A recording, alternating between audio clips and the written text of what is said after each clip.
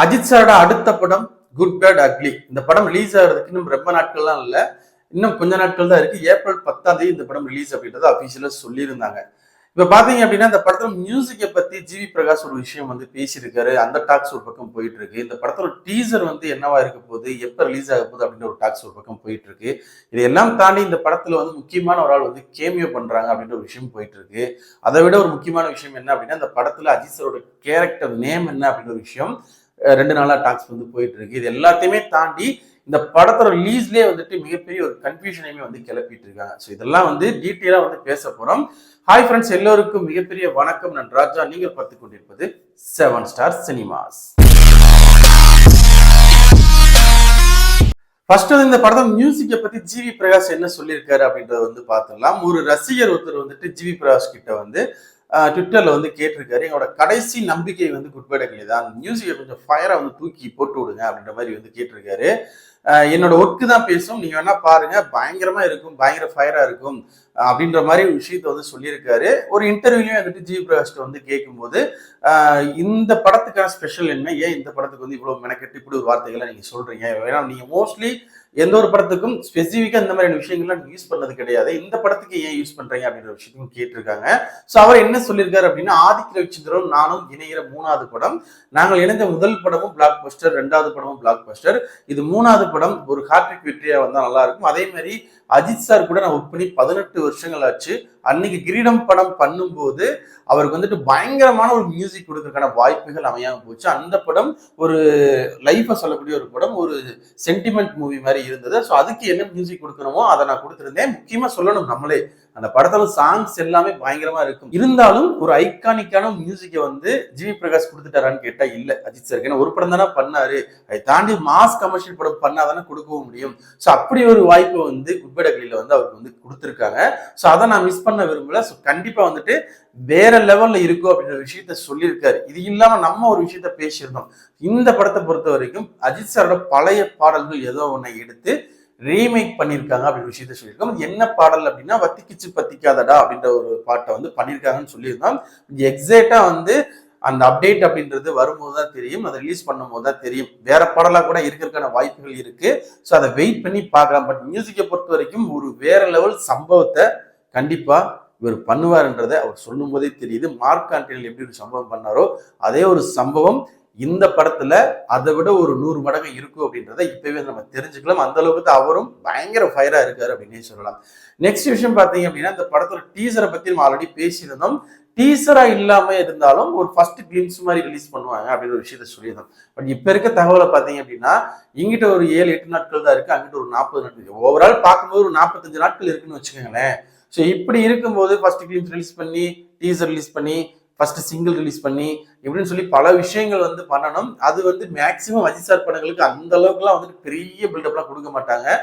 Fans தான் வந்துட்டு பயங்கர பில்டப் கொடுத்துட்டு இருப்பாங்களே தவிர படத்தோட ப்ரொடக்ஷனை பொறுத்த வரைக்கும் அஜித் சாரை பொறுத்த வரைக்கும் யாருமே வந்துட்டு ஓவர் பில்டப்லாம் பண்ண மாட்டாங்க, நிறைய அப்டேட்ஸ் வந்து கொடுக்க மாட்டாங்க.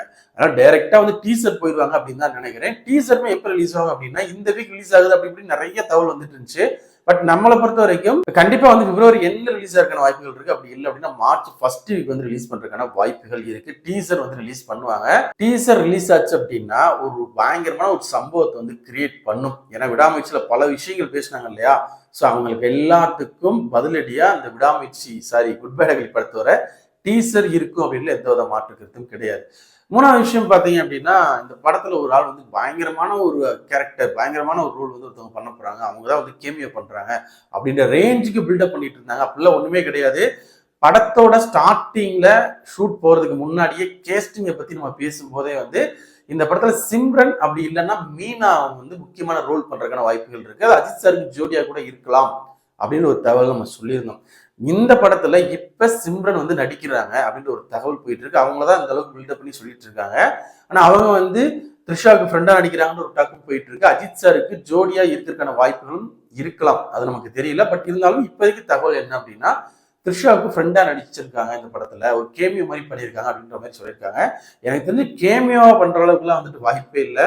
அதை யாரும் வந்துட்டு மிகப்பெரிய லெவல்ல இவங்க கேமியோவா பண்ணியிருக்காங்க அப்படின்னு சொல்லி ரிசீவ் பண்ண போறதும் கிடையாது. ஒரு முக்கியமான ஒரு கேரக்டர் ரோல் பண்றதுக்கான வாய்ப்புகள் இருக்கு. ஸோ கண்டிப்பா சிம்ரன் இருக்காங்க அப்படின்ற ஒரு தகவலும் சொல்லியிருக்காங்க. இதை தாண்டி பார்த்தீங்க அப்படின்னா முக்கியமான ஒரு விஷயம், அஜித் சாரோட கேரக்டர் நேம் வந்து ரங்கா அப்படின்ற ஒரு தகவலும் போயிட்டு இருக்கு. இந்த பக்கம் சுனிலோட நேம் வந்து அம்பனா ஆம்பனான்னு தெரியல. ஸோ அம்பன் நினைக்கிறேன். ஸோ அந்த மாதிரியான ஒரு நேம்ல வந்து அவர் நடிச்சிருக்காரு. ஸோ இவங்க 2 பேரோட கேரக்டரோட நேம் வந்து இதுதான் சொல்லி ஒரு தகவல் போயிட்டு இருக்கு. ரங்காவா இருந்தா சூப்பரா இருக்கும். ஒரு நல்ல பேர் அஜித் சாருக்கு வந்துட்டு ஆப்டா தான் இருக்கும். இது வரைக்கும் அந்த மாதிரியான ஒரு ரங்கான்ற நேம்ல நடிச்ச மாதிரி எனக்கு தெரியல. பயங்கரமா இருக்குன்னு வச்சுக்கோங்களேன். பட் வந்து படம் வந்தாலும் தெரியும் இதுதான் வந்து உண்மையான பேர் அப்படின்னு. படம் வர்றதுக்கு கொஞ்ச நாட்களுக்கு முன்னாடியே தெரிஞ்சிடும். மேபி இதா கூட இருக்கலாம். அந்த ஒரு தகவலும் போயிட்டு இருக்கு. இதெல்லாம் தாண்டி பார்த்தீங்க அப்படின்னா இந்த படம் வந்து ஏப்ரல் 10ஆம் தேதி ரிலீஸ் ஆகுமா? இல்ல இந்த படம் மே 1ஆம் தேதி போக போகுது. இதுக்கெல்லாம் காரணம் ஓடிடி நிறுவனங்கள் தான் அப்படின்ற மாதிரியான தகவலும் போயிட்டு இருக்கு. ஓடிடி நிறுவனத்தை பொறுத்த வரைக்கும் ஒரு அக்ரிமெண்ட் போடுறாங்க அப்படின்னா அந்த அக்ரிமெண்ட்டை தாண்டிடக்கூடாதுன்னு தான் பார்ப்பாங்க தவிர முன்னாடியே ரிலீஸ் பண்ணுங்க அப்படின்லாம் வந்து கேட்க மாட்டாங்க. இந்த படத்தை பொறுத்த வரைக்கும் கரெக்டாக போயிட்டு இருக்கு, ப்ராப்பராக பிளான் பண்ணிட்டு இருக்காங்க. பயங்கரமான ஒரு படமா போயிட்டு இருக்கு. ஸோ அதனால வந்துட்டு ஏப்ரல் 10 அப்படின்றது கன்ஃபார்மான ஒரு டேட்டு தான். ஸோ இவங்க வந்து ஒரு படம் அஜித் சார் படம் தள்ளி போகுது அப்படின்னா முக்கியமான ரீசன் வந்து ஷூட்டிங் டிலே இருக்கணும், சென்சார் பிரச்சனை இருக்கணும், இப்படி பல பிரச்சனைகள் இருந்தால் மட்டும்தான் தள்ளி போகும். குட்படகளை பொறுத்த வரைக்கும் எந்த பிரச்சனையுமே இல்லை.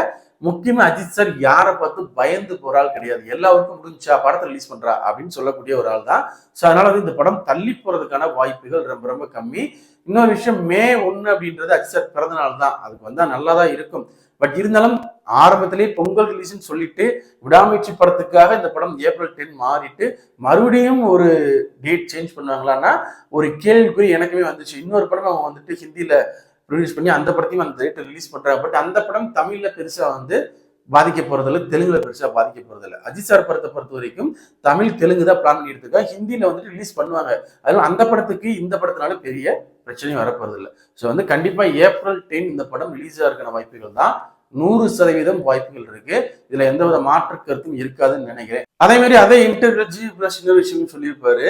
என்ன அப்படின்னா 18 வருஷம் ஆச்சு அப்படின்றத தாண்டி ஒரு அஜித் சாருக்கு சரி ரஜினி சாருக்கு வந்துட்டு ஒரு பேட்ட படம் எப்படி வந்து அமைஞ்சதோ. ஏன்னா வந்துட்டு அதுக்கு முன்னாடி அவர் நிறைய படங்கள் பண்ணியிருந்தாலும் ஏன்னா அவர் ஏஜுக்கு தகுந்த மாதிரி மாற்றி நிறைய விஷயங்கள் பண்ணிட்டு இருந்தாரு. ஆனா கார்த்திக் சுப்ராஜ் வந்து இல்ல சார் நீங்க இப்படியும் பண்ணலாம், உங்களை நம்ம பாருங்க பழைய மாதிரி ஒரு ரஜினியா காமிக்கிறேன், நீங்க எப்பயுமே இப்படி படம் பண்ணுங்க அப்படின்றத மறுபடியும் நிரூபிச்ச ஒரு இயக்குனர் அப்படின்னு பாத்தீங்கன்னா கார்த்திக் சுப்ராஜ். ஸோ அவருடைய இயக்கத்தில் அஜித் சார் நடிக்க போறாருன்னு தாண்டி அப்படி ஒரு சம்பவத்தை ரஜினி சாருக்கு பண்ணி கொடுத்தாரு. அப்படிதான் பேட்ட படம் அமைஞ்சது. அதே மாதிரிதான் விக்ரம் படமே பாத்தீங்க அப்படின்னா கமல் சார் அதுக்கு முன்னாடி நிறைய படங்கள் பண்ணி நிறைய படங்கள் தோல்வி, இடையில வந்து கட்சிக்கு போனாரு.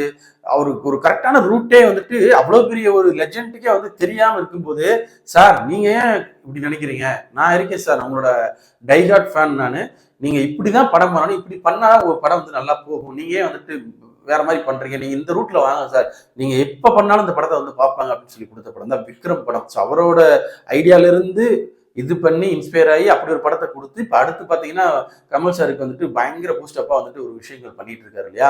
சோ அந்த மாதிரியான ஒரு சம்பவமா குப்படகிளி படத்துக்கு இருக்கும் அப்படின்றது அவர் மட்டும் சொல்லல, நிறைய பேர் சொல்லிட்டு இருக்காங்க. பட் இருந்தாலும் என்ன பொறுத்த வரைக்கும் ஓவர் கான்பிடன்ட் உடம்புக்கு ஆகாதுமா அப்படின்னு சொல்லி அஜித் சாரி சொல்லியிருக்காருல்ல, இந்த படத்தையுமே ரொம்ப பில்டப் பண்ணி இது பண்ணி இதை சொல்ல மறந்துட்டேன். ஸோ அதுக்காக தான் வந்துட்டு ஃபைனல் டச்சில் இது சொன்னேன், மற்றபடி ஒரு ஒன்றும் இல்லை. இதுதான் வந்துட்டு குட்பேட் அகலி படத்தை பொறுத்த வரைக்கும் இந்த 2-3 நாட்களாக ஒரே டாக்காக போயிட்டு இருக்கு. இதையேற்ற மாற்றி பேசிட்டு இருந்தாங்க. நம்மளால வந்துட்டு பேச முடியல, அதனால ஒரே வீடியோவில் பேசிட்டோம். நம்ம சேனலில் போகிற வீடியோஸ் பிடிச்சிருந்தா லைக் பண்ணுங்க, கமெண்ட் பண்ணுங்க, ஷேர் பண்ணுங்க. அப்படி நம்ம சேனலை கொஞ்சம் சப்ஸ்கிரைப் பண்ணி சப்போர்ட் பண்ணுங்க. அப்போ அடுத்த வீடியோஸ் போகிறதுக்கு மோட்டிவேஷனாக இருக்கும். Thank you friends.